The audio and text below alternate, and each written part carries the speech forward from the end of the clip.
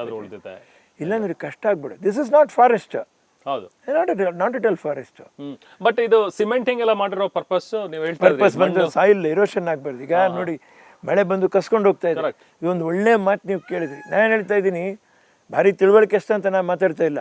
ಹಾಗೆ ಎಲ್ಲ ಮಣ್ಣು ಮಳೆ ಸಿಕ್ಕಾಪಟ್ಟೆ ಹುಯ್ಯಕ್ಕಿಂತ ಜಾಸ್ತಿ ಹುಯ್ದ್ಬಿಡ್ತದೆ. ಆವಾಗ ಭೂಮಿ ಸಾಯಿಲ್ ಲೂಸ್ ಆಗ್ತದೆ, ನ್ಯಾಚುರಲ್ ಅದು.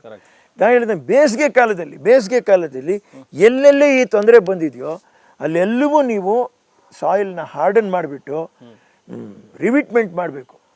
ಆಮೇಲೆ ನೀವು ಹೀಗೆ ಕಟ್ ಮಾಡಬೇಡಿ, ಭೂಮಿನ ಈ ಶೇಪಲ್ಲಿ ಕಟ್ ಮಾಡಿರಿ.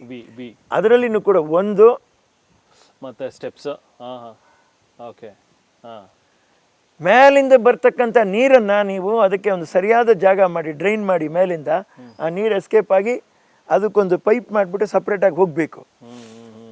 ರೋಡ್ ಕಾಜಿ ಅಂತ ಹೇಳ್ತೀವಿ, ಮೂಲೆಯಲ್ಲಿ ಮಳೆ ಒಯ್ದಾಗ ಒಂದು ಕಡೆ ಹಿಂಗೆ ನೀರು ಹೋಗ್ಬೇಕು ಅಂತ.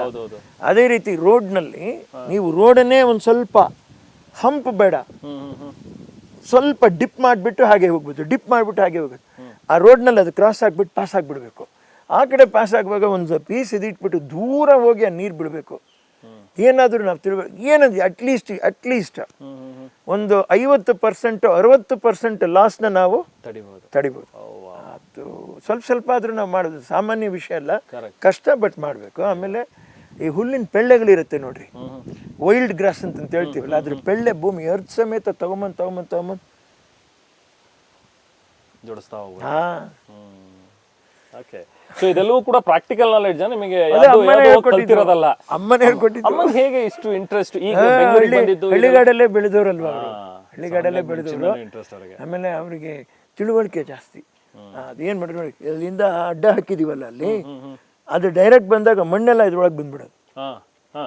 ಅಲ್ಲಿ ಒಂದು ಅಡ್ಡ ಹಾಕ್ಬಿಟ್ಟು ಅದನ್ನ ಫಿಲ್ಟರ್ ಆಗಿ ಆ ಕಡೆ ಬರೋ ಥರ ಪೈಪ್ಸ್ ಹಾಕಿದ್ದಾರೆ ನೋಡ್ರಿ, ದೇವ್ರ ತಿಳುವಳಿಕೆ. ಇಲ್ಲೊಂದು ಕಾಲುವೆ ಅದು ಆ ಕಡೆ ಕಟ್ ಆಗ್ಬಿಟ್ಟು ಇದು ಹೀಗೆ ಬರಬೇಕು, ನೀರು ಎಲ್ಲಿ ಬರುತ್ತೆ ಎಲ್ಲ.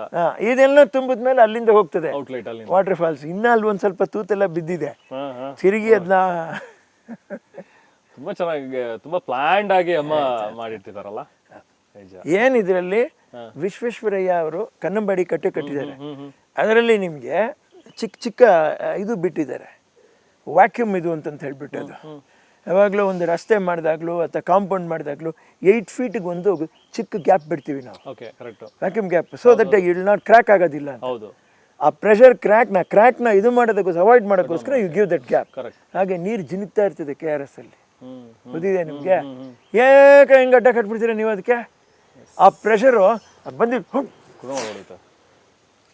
ಪ್ರೆಷರ್ ಇಳಿಬೇಕು. ಅದು ಎಷ್ಟು ಲೆವೆಲ್ಗೆ ಆ ಪ್ರೆಷರ್ ಇಳಿಯಬೇಕು, ಎಷ್ಟು ಹೋಲ್ಸ್ ಬೇಕು, ಎಷ್ಟು ಹೋಗ್ಬೇಕು ಅಂತ. ಇಂಗ್ಲೀಷ್ನವ್ರು ನೋಡ್ಬಿಟ್ಟು ಇದೆಲ್ಲ ಸೋರ್ತಾ ಇದೀವಿ ಡ್ಯಾಮ್ ಅಂತ ಕೇಳಿ, ಯಾವಾಗ ಸೋರಂದ್ರೆ ಕಟ್ಟೆ ಹೊಡೆದೋಗುತ್ತೆ ಅಂತ ಹೇಳಿದ್ರು.